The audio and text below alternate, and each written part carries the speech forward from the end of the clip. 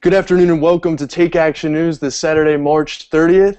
That's Take Action News with David Shuster, of course, but David Shuster is currently on assignment. Not to worry, he'll be back in just a couple weeks. In David Shuster's host chair today, this is executive producer Daniel Marins. I want to give a shout out to all of our listeners in the Washington, D.C. metropolitan area listening to us right now on 1480 AM and weactradio.com. We've got an incredible show ahead of us today. We're covering a lot of important issues. Obviously, this was a tremendous week for marriage equality, oral arguments being heard at the Supreme Court. But first, there was an urgent national security matter that caught all of our attention, and that is that Kim Jong-un is at it again, the dictator of North Korea. A series of events that took place starting with the missile test he initiated back in February. The United States responded with more sanctions when he tested missiles that could carry nuclear weapons and attacked the United States. They then responded to the United States' sanctions by shutting off communications with the South Korean military and declaring that the state of war that had existed between the two countries unofficially was reverting back to the 1950 to 1953 situation.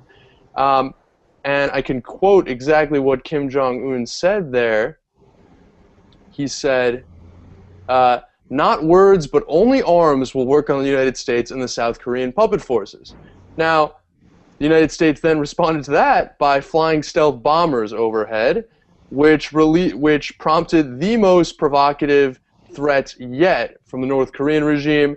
They were saying that they showed photos of missile targets, a plan of attack for the United States' 4 largest cities. Now, it's kind of laughable, though. Well, okay, Pete. I'm here with Pete Johnny Depp Callahan, who's one of our deputies here at We Act Radio, and Pete, you're essentially saying that that this is just same old, that we shouldn't take these provocations any more seriously. I think it's a heightened level of craziness right now because they're being quite provocative, but I don't actually take the North Korean threat seriously. I don't think Kim Jong-un is dumb enough to risk total annihilation for, like, keeping up the lie. I think he wants to keep, posturing and stuff like that, but just because that keeps him powerful in the eyes of his own people.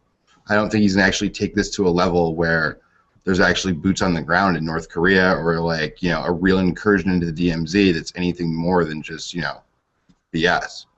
The DMZ, Pete, can you, for those of us who are not experts, Pete is actually, little known fact, Pete is an expert in East Asian foreign affairs. I know a little bit. My grandfather actually served in Korea, so the demilitarized zone is the space between North and South Korea that's guarded by 50,000 U.S. troops, South Korean troops, North Korea troops on the other side, and a ton of landmines and other crap.